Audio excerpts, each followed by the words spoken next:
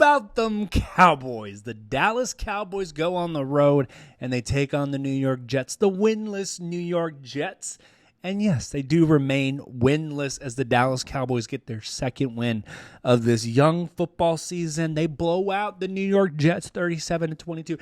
Don't let this score fool you into believing that this game was somewhat close, somewhat competitive. I mean, the Dallas Cowboys really went tooth and nail and took the Jets to school. Very impressive win. And all week long, you're going to hear, it's the Jets. It's the New York Jets. They haven't won a game. They have a first-year head coach, which all are very valid. But I'm here to tell you, as an unbiased and realistic Cowboys fan, I'm the one fan out of this entire Cowboys nation that could agree with that and say, absolutely, it's just the Jets. They haven't proved anything. Why, as your unbiased and realistic Cowboys fan, I disagree. I think there's something here that gives me a little bit of belief, not just hope. The Cowboys always sell the product hope, but today was belief in Brian Schottenheimer. And most importantly, big name I'm going to throw out there, offensive coordinator Clayton Adams. Big win, impressive win. I am impressed, even though it's the New York Jets. Almost said the Giants, which, funny enough, both our wins have come from teams from New York. Now, on a broader spectrum, on a broader perspective, the two wins that we have are not that impressive. We got to start stacking those things. But hey, man, we don't pick who we play on the schedule. We got the Jets and we got the Panthers before we see the Commanders, and we have to make it count. Regardless, Cowboys are 2-2 back in 500 with the one tie, 37-22. A lot of kudos to go around. First off, if I still made my pregame prediction videos, which I know a lot of our loyal fan base, be sure to hit that like button and subscribe, knows that I love to do back in seasons prior, I would have told you that the Cowboys would have lost this game. I'm not going to hide from it. I even tweeted about it. I said the Cowboys are going to lose. Congrats to Justin Fields. Congrats to the Jets. Congrats to Aaron Glenn on their first win of the football season. Because on paper, that's often what it looks like, right? If you're in a rut, if you're on a losing streak, play the Dallas Cowboys. Because you're going to look pretty good, and you're most likely going to win the football game. The way things were trending, I mean, we already did that to the Chicago Bears. And believe me, the Bears aren't going to go to the playoffs, but they were winless when they played the Dallas Cowboys early in the season 2 weeks ago. And they got their win, and they look really good doing it, even though that's not going to carry on and the Bears aren't going to be really good this season.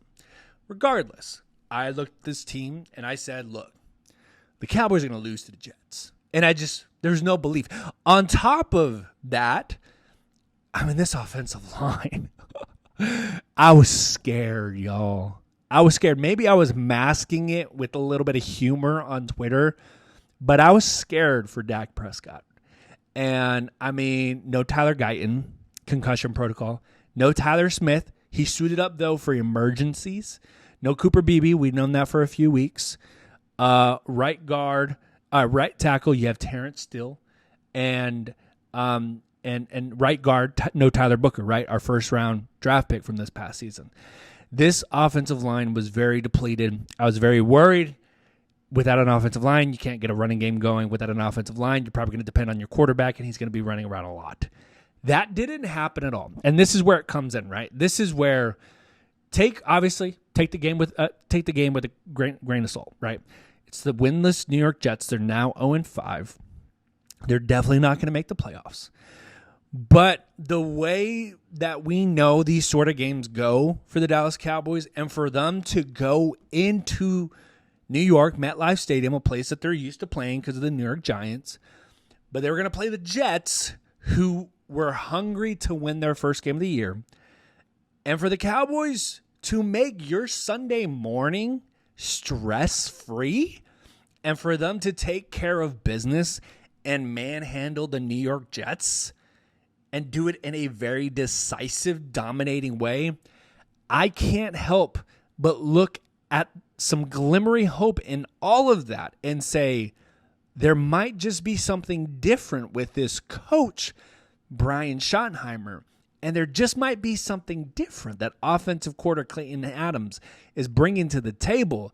Because, look, you're down your whole entire offensive line, and you're still able to run the football. Javonte Williams continuing his amazing success.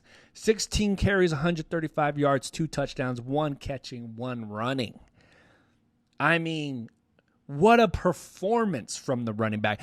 And comment down in the chat, when was the last time the Dallas Cowboys got someone in free agency and they've shown what Javonte Williams has shown us in these first 5 weeks?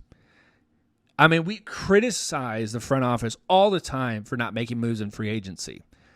But this is one that's going to stick in memory for the Cowboys fans for a very long time, because the immediate success that he has been bringing to this football team. And you need a running game. You need a running game to make the offense work. I mean, you just need a running game in general to have a balanced football team. And this offense, the number 1 offense in the National Football League, looked really great today, balancing the run and marrying it with the pass. Javonte Williams, shout out to you. I apologize. I was not familiar with your game. I will be apologizing all season long. Now, speaking of that, we talked about the running attack. Let's talk about the passing attack, because if I had a bell, if I had an alarm, I'm ringing it, because we are back in MVP discussions for Rayne Dakota Prescott number 4. Again, I know it's the Jets. I know it's the 0-4 and now 0-5 New York Jets. But what he's been doing, right? First 4 weeks, we've been going bananas for him. We've just been like, Dak, you've been amazing. You've been giving this team a chance. We look really great every single week, right? But today was complimentary football. He was so great, just throwing it with confidence, especially with the offensive line that he had. Dak Prescott is playing the best football in his career. And the Cowboys have to maximize this window, as we all been saying. But today, 18 of 29, 237 yards, 4 touchdowns. He was perfect today. There's nothing I would have changed about Dak Prescott's performance. That's what you want from your quarterback. That's what you expect from your quarterback. There's no complaints about number 4 on this team right now. He has been exceptional for this football team and has delivered even without his number 1 wide receiver, CeeDee Lamb. George Pickens, I need you to sign this man tomorrow. Yesterday.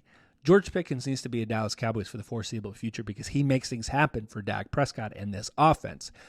And there's no CeeDee Lamb. Now, look, when you're injured, when you are in the situation that the Dallas Cowboys are, and you're a little bit younger too, you need players to step up. And when I'm looking at this year, this whole football season, there are particular players that we need to step up in order to succeed. And it's hard to ask of that early in the season. It's always going to happen in the middle of the season. You hope to have it happen at the end of the season. Week 5, there's some people that have stepped up, and that has got me excited. One of them we got to talk about is Ryan Flournoy. Completely had an amazing game. I mean, glimpses of Miles Austin out there. Wearing the number 19. I couldn't believe what I was seeing with my own eyes. Ryan Flournoy, 6 receptions, 114 yards. This man has been on the practice squad. This man has been a camp body, and he's been waiting for his opportunity, and he got it, and he made the most of it. And when I look at this game, I'm really excited, because there's a lot of players that the Cowboys front office was forcing on this team. Jalen Tolbert, Jack Sanborn, a couple of other players. But today was such a good sigh of relief to see other players step up and perform better, and I feel like the team was better for it. So Jack Sanborn, newly acquired middle linebacker from free agency this past offseason, went out with an injury. Shamar James came in, had the most tackles out of the entire group, 8 tackles. 8 tackles, made a name for himself out there. Obviously, CeeDee Lamb going out with the injury. You have opportunities for receivers like Ryan Flournoy to step in. And the front office has been pushing Jalen Tolbert. Jalen Tolbert didn't have any catches today. And I've heard it all week saying he's going to make the most of this opportunity. No, he didn't, because Ryan Flournoy, I mean, we've never had a game from Tolbert like that, and it's been a couple of years. But Flournoy comes in here, 6 receptions, 114 yards, makes an impact as soon as he's on the field. I don't see any reason why Flournoy shouldn't be on the team, or at least be wide receiver 3 moving forward, and Tolbert takes the back seat. Jake looked really great today, right? Jake Ferguson really becoming that true tight end again. 7 receptions, 49 yards, 2 touchdowns. Other name, Malik Hooker, is going to be out for a while. You see a young guy like Wanye Thomas come in. So, again, you see a lot of these players at the front office has been pushing on our team to play, to make it work. As soon as they leave the field, Sanborn, Tolbert, Hooker, you see this team play a little bit better. And, again, I know it's the New York Jets, but there's things that you can take away. And, look, if you want to play that card, I mean, the Cowboys could have lost this game. They could have lost, and we've seen them lose this type of game exactly. But they took care of business. And what do I always say on our show? Good teams take care of the teams that they should, and great teams do it consistently. Okay, you did it today. You took care of a team that you're supposed to beat, even when you were depleted in terms of depth. Now, I need you to do it again next week on the road against the Carolina Panthers and keep this moving, because you can build off of this, especially a road win. A little bit disappointed in Jadon Blue. Was hoping a little bit more from him, but again, it's a long season, right? It's a long season, and we're going to see different things from this team and the players. And last but not least, we're going to talk about the sacks, man. There's a pass rush attack going on in Dallas. The Doomsday defense is back. Can I give you a little fun fact? Just a little fun fact, and I got to rub it in. James Houston has more sacks than Micah Parsons. James Houston looked really great, and it's really awesome to finally see a heartbeat with this pass rush. And even though it was Justin Fields, even though it was the New York Jets, it was still refreshing to see us actually get at the quarterback. 5 total sacks for the Dallas Cowboys, and they looked really good today, man. You have to tip your hat to them. Sam Williams had a sack. James Houston had 1.5 sacks. Osa had 1 sack. Even our new guy that we got from the Michael Parsons trade, Kenny Clark, had half of that sack. Dante Fowler Jr. had that dominant sack. They look really good today, and I'm really happy because, again, worst case scenario, it could have been the other way. The Cowboys could have been 1-3-1 today, and they could have been upsetted by the New York Jets, which I had predicted, and I was wrong. But to win this dominating of a way, and to not give you, stress or heart palpitations in the fourth quarter, and you enjoy your morning and the afternoon and the evening, for them to do this, it's pretty significant, especially with the first-year head coach like Brian Schottenheimer. I love what I saw today. It was a team win, and to do it on the road is even better. Now we got to build on it. 2-2-1. Comment down below what you thought of this football team today. What are their strengths? Do you have any concerns? Let's talk about it in the chat, but we got a much-needed win.